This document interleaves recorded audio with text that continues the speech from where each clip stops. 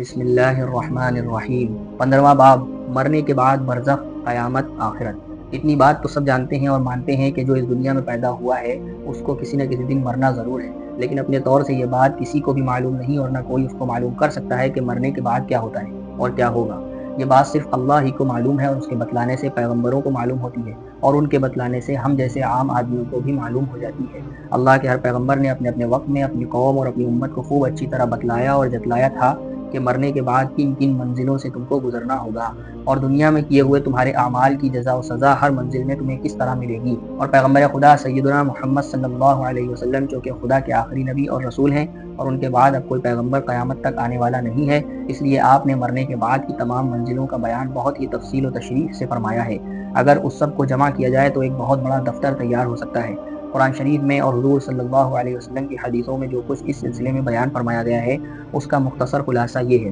کہ مرنے کے بعد 3 منزلیں آنے والی ہیں۔ پہلی منزل مرنے کے وقت سے لے کر قیامت آنے تک کی ہے، اس کو عالم برزخ کہتے ہیں۔ مرنے کے بعد آدمی کا جسم چاہے زمین میں دفن کر دیا جائے، چاہے دریا میں بہا دیا جائے، چاہے جلا کر راکھ کر دیا جائے، لیکن اس کی روح کسی صورت میں بھی فنا نہیں ہوتی۔ صرف اتنا ہوتا ہے کہ وہ ہماری اس دنیا سے منتقل ہو کر ایک دوسرے عالم میں چلی جاتی ہے۔ وہاں اللہ کے فرشتے اس کے دین و مذہب کے متعلق اس سے کچھ سوالات کرتے ہیں۔ وہ اگر سچا ایمان والا ہے تو صحیح جواب دے دیتا ہے، جس پر فرشتے اس کو خوشخبری سنا دیتے ہیں کہ تو قیامت تک چین و آرام سے رہ۔ اور اگر وہ مومن نہیں ہوتا بلکہ کافر یا صرف نام کا مسلمان منافق ہوتا ہے تو اسی وقت سے سخت عذاب اور دکھ میں مبتلا کر دیا جاتا ہے، جس کا سلسلہ قیامت تک جاری رہتا ہے۔ یہی برزخ کی منزل ہے جس کا زمانہ مرنے کے وقت سے لے کر قیامت تک کا ہے۔ اس کے بعد دوسری منزل قیامت اور حشر کی ہے، اور قیامت کا مطلب یہ ہے کہ ایک وقت ایسا آئے گا کہ اللہ کے حکم سے یہ ساری دنیا ایک دم فنا کر دی جائے گی۔ یعنی جس طرح سخت قسم کے زلزلوں سے علاقے کے علاقے ختم ہو جاتے ہیں، اسی طرح سے اس وقت ساری دنیا درہم برہم ہو جائے گی اور سب چیزوں پر ایک دم فنا آ جائے گی۔ پھر عرصہ دراز کے بعد اللہ تعالیٰ جب چاہے گا سب انسانوں کو پھر سے زندہ کرے گا۔ اس وقت ساری دنیا کے اگلے پچھلے سب انسان دوبارہ زندہ ہو جائیں گے اور ان کی دنیاوی زندگیوں کا پورا حساب ہوگا۔ اس جانچ اور حساب میں اللہ کے جو بندے نجات اور جنت کے مستحق نکلیں گے ان کے لیے جنت کا حکم دے دیا جائے گا، اور جو ظالم و مجرم اللہ کے عذاب اور دوزخ کے سزاوار ہوں گے ان کے لیے دوزخ کا حکم سنا دیا جائے گا۔ یہ منزل مرنے کے بعد کی دوسری منزل ہے جس کا نام قیامت اور حشر ہے۔ اس کے بعد جنتی ہمیشہ ہمیشہ کے لیے جنت میں چلے جائیں گے جہاں صرف آرام اور چین ہوگا اور ایسی لذتیں اور راحتیں ہوں گی جو اس دنیا میں کسی نے نہ دیکھی نہ سنی، اور دوزخی دوزخ میں چلے جائیں گے جہاں ان کو بڑے سخت قسم کے عذاب اور دکھ ہوں گے۔ اللہ ہم سب کو اس سے اپنی پناہ میں رکھے۔ یہ دوزخ اور جنت ہی مرنے کے بعد کی تیسری اور آخری منزل ہے، اور پھر لوگ ہمیشہ ہمیشہ اپنے اعمال کے مطابق جنت یا دوزخ میں رہیں گے۔ مرنے کے بعد کے متعلق اللہ کے پیغمبروں نے اور خاص طور سے آخری پیغمبر حضرت محمد صلی اللہ علیہ وسلم نے جو کچھ بتلایا ہے اور قرآن و حدیث میں جو کچھ فرمایا گیا ہے اس کا خلاصہ یہی ہے جو اوپر ذکر کیا گیا۔ اب چند آیتیں اور حدیثیں بھی سن لیجئے۔ کل نفس ذائقۃ الموت ثم الینا ترجعون، ہر جان کو موت کا مزہ چکھنا ہے پھر تم سب ہماری طرف لوٹو گے۔ کل نفس ذائقۃ الموت وانما توفون اجورکم یوم القیامہ، ہر جان کو موت کا مزہ چکھنا ہے اور تمہارے اعمال کے بدلے قیامت کے دن پورے پورے دیے جائیں گے۔ قیامت اور اس کی ہولناکیوں کا ذکر قرآن شریف میں سینکڑوں جگہ کیا گیا ہے، چند آیتیں یہاں بھی نقل کی جاتی ہیں۔ یا ایھا الناس اتقوا ربکم ان زلزلۃ الساعۃ شیء عظیم یوم ترونها تذهل كل مرضعة عما ارضعت وتضع كل ذات حمل حملها وترى الناس سکارى وما هم بسکارى ولكن عذاب الله شدید۔ اے لوگوں، اپنے رب سے ڈرو، قیامت کا بھونچال بڑی خوفناک چیز ہے۔ جس دن تم اسے دیکھو گے اس دن ہر دودھ پلانے والی ماں اپنے دودھ پیتے پیارے بچے کو بھول جائے گی اور حمل والیوں کے حمل ساقط ہو جائیں گے، اور تم دیکھو گے سب لوگ کو نشے کسی حالت میں، اور حقیقت میں وہ نشہ میں نہ ہوں گے بلکہ اللہ کا عذاب بڑا سخت ہے، بس اس کی وحشت سے لوگ بے ہوش ہو جائیں گے۔ اور سورہ مزمل میں قیامت کے بیان میں فرمایا گیا یوم ترجف الارض والجبال وکانت الجبال کثیبا مہیلا،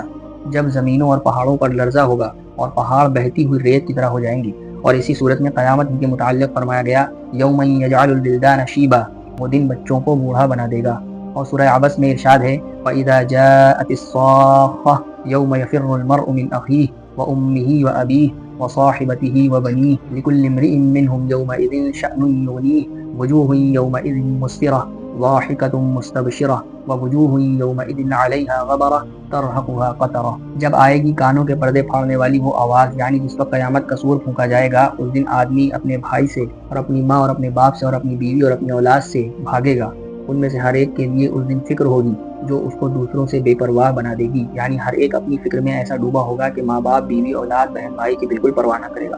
بلکہ ان سے بھاگے گا۔ بہت سے چہرے اس دن روشن ہوں گے، ہنستے ہوئے، خوشی سے کھلے ہوئے، بہت سے منہ اس دن خاک میں اٹے ہوں گے اور ان پر سیاہی چھائی ہوگی۔ قیامت کے دن سب انسان خدا کے سامنے حاضر ہوں گے، کوئی بھی کہیں چھپ نہیں سکے گا۔ سورہ حاقہ میں ارشاد ہے یومئذ تعرضون لا تخفی منکم خافیہ، اس دن تم سب خدا کے سامنے پیش کیے جاؤ گے، تم میں سے کوئی چھپنے والا چھپ نہیں سکے گا۔ اور سورہ کہف میں ارشاد ہے وَيَوْمَ نُسَيِّرُ الْجِبَالَ وَتَرَى الْأَرْضَ بَارِزَةً وَحَشَرْنَاهُمْ فَلَمْ نُغَادِرْ مِنْهُمْ أَحَدًا وَعُرِضُوا عَلَى رَبِّكَ صَفًّا لَقَدْ جِئْتُمُونَا كَمَا خَلَقْنَاكُمْ أَوَّلَ مَرَّةٍ بَلْ زَعَمْتُمْ أَن لَّن نَّجْعَلَ لَكُم مَّوْعِدًا وَوُضِعَ الْكِتَابُ فَتَرَى الْمُجْرِمِينَ مُشْفِقِينَ مِمَّا فِيهِ وَيَقُولُونَ يَا وَيْلَتَنَا مَا لِهَٰذَا الْكِتَابِ لَا يُغَادِرُ صَغِيرَةً وَلَا كَبِيرَةً إِلَّا أَحْصَاهَا وَوَجَدُوا مَا عَمِلُوا حَاضِرًا وَلَا يَظْلِمُ رَبُّكَ أَحَدًا۔ اس دن ہم پہاڑوں کو ہٹا دیں گے، یعنی پہاڑ اپنی جگہ قائم نہ رہ سکیں گے بلکہ وہ گر جائیں گے اور ریزہ ریزہ ہو جائیں گے، اور تم دیکھو گے زمین کو کھلی ہوئی، یعنی نہ اس میں شہر رہیں گے، نہ بستیاں، نہ باغات، بلکہ ساری زمین ایک کھلا میدان ہو جائے گی۔ اور پھر ہم سب انسانوں کو دوبارہ زندہ کریں گے اور ان میں سے ایک کو بھی نہ چھوڑیں گے، اور وہ سب قطار در قطار اپنے رب کے سامنے پیش کیے جائیں گے، اور ان سے کہا جائے گا دیکھو تم دوبارہ زندہ ہو کر ہمارے پاس آ گئے، جیسا کہ ہم نے پہلی مرتبہ تم کو پیدا کیا تھا، بلکہ تم یہ سمجھ رہے تھے کہ ہم تمہارے لیے کوئی وقت موعود نہیں لائیں گے۔ اور ان کا اعمال نامہ جس میں ان کے تمام اچھے برے اعمال کی تفصیل ہوگی سامنے رکھ دیا جائے گا، اور تم دیکھو گے مجرموں کو ڈرتا ہوا اس اعمال نامے سے، کہتے ہوں گے ہائے ہماری کمبختی، اس اعمال نامے کی عجیب حالت ہے، نہ اس نے ہمارا کوئی چھوٹا عمل چھوڑا ہے نہ بڑا، سب ہی کو یہ بتلاتا ہے، اور جو کچھ انہوں نے دنیا میں کیا تھا اس سب کو موجود پائیں گے، اور تمہارا پروردگار کسی پر ظلم نہیں کرے گا۔ قیامت میں انسان کے ہاتھ پاؤں اور اس کے تمام اعضاء بھی اس کے اعمال کی گواہی دیں گے۔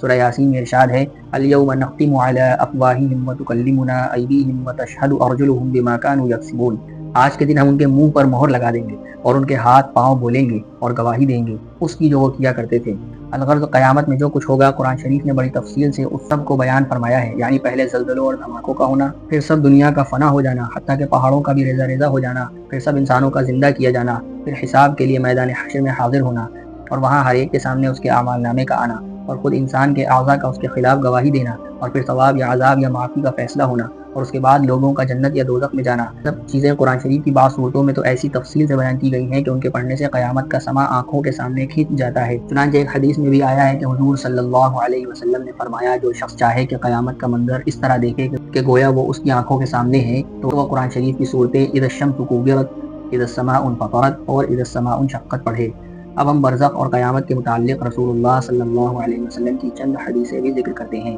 حضرت عبداللہ ابن عمر رضی اللہ عنہ سے روایت ہے رسول اللہ صلی اللہ علیہ وسلم نے ارشاد فرمایا تم میں سے کوئی جب مر جاتا ہے تو اس کو جو مقام قیامت کے بعد جنت یا دوزخ میں اپنے اعمال کے لحاظ سے ملنے والا ہوتا ہے وہ ہر صبح و شام اس پر پیش کیا جاتا ہے، اور اس سے کہا جاتا ہے کہ وہ ہے تیرا ٹھکانہ جہاں تجھے پہنچنا ہے۔ ایک اور حدیث میں ہے کہ رسول اللہ صلی اللہ علیہ وسلم نے ایک دفعہ وعظ میں قبر یعنی عالم برزخ کی آزمائش اور وہاں کے احوال کا ذکر فرمایا تو تمام مسلمان جو حاضر تھے چیخ اٹھے۔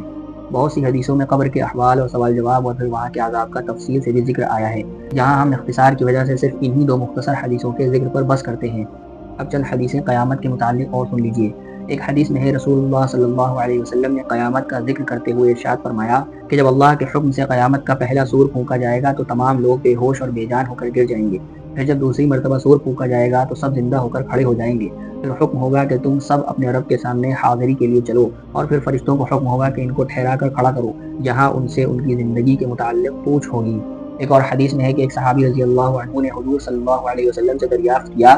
یا رسول اللہ، اللہ تعالیٰ اپنی مخلوق کو دوبارہ کیسے زندہ کرے گا، اور کیا اس دنیا میں اس کی کوئی نشانی اور مثال ہے؟ آپ صلی اللہ علیہ وسلم نے فرمایا کیا کبھی ایسا نہیں ہوا کہ تم اپنی قوم کی کسی زمین پر ایسی حالت میں گزرے ہو کہ وہ سوکھی سبزے سے خالی ہو،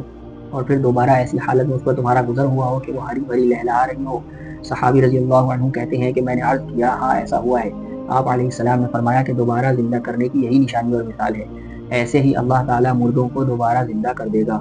ایک اور حدیث میں ہے کہ رسول اللہ صلی اللہ علیہ وسلم نے قرآن شریف کی آیت پڑھی یومئذ تحدث اخبارها، قیامت کے دن زمین اپنی سب خبریں بیان کرے گی۔ پھر آپ صلی اللہ علیہ وسلم نے فرمایا تم سمجھے اس کا کیا مطلب ہے؟ صحابہ رضوان اللہ علیہم اجمعین نے عرض کیا اللہ اور اس کے رسول ہی زیادہ جاننے والے۔ آپ علیہ السلام نے فرمایا اس کا مطلب یہ ہے کہ قیامت کے دن زمین اللہ کے ہر بندے پر اور ہر بندی پر گواہی دے گی ان اعمال کی جو انہوں نے زمین پر کیے ہوں گے، یعنی اللہ کے حکم سے زمین اس دن بولے گی اور بتلائے گی کہ فلاں بندے نے یا فلاں بندی نے فلاں دن میرے اوپر یہ عمل کیا تھا۔ ایک اور حدیث میں ہے کہ آپ صلی اللہ علیہ وسلم نے قیامت کا ذکر کرتے ہوئے فرمایا کہ اللہ تعالیٰ قیامت کے دن بندے سے فرمائے گا